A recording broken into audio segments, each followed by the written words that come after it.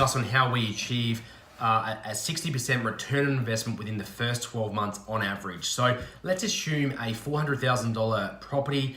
That would mean that that property is worth $460,000 after 12 months. So let's also assume a normal 20% deposit home loan. You've got stamp duty, legals. You need about $100,000 in this situation to complete that transaction. So $60,000 would be 60% return on investment within 12 months. Now, you're not going to get a $60,000 return on investment in this situation year on year. So what we're doing is we're getting into markets and capturing that initial spike. The growth does slow down. You get good growth after, but it's not 15% year on year.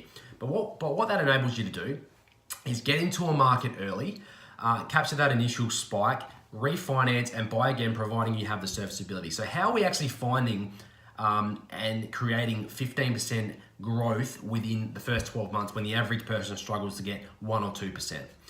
And that is because we're digging very deep into data. So we look at sales volumes, we look at the decreasing of vacancy rates, days on market, the increasing of rental yields, the building approvals, to then pick markets and then negotiate lower possible prices so we can get into that market and go, this is what we need to do. We've got 12 months to buy this property. It's going to be worth X amount based on all of this stuff. Now, this is research that most people haven't got access to and most people can't actually do anyway. So if buying a property that you're wanting results very quickly, this might be something for you. I mean, personally, I've used this method and it actually enabled me to almost refinance within 3 months, but I couldn't refinance within 3 months because the bank that I was with, that I was going to refinance with, had a policy that they said I had to wait 12 months before I could actually use the equity, but I had enough equity within 3 months in one of my situations.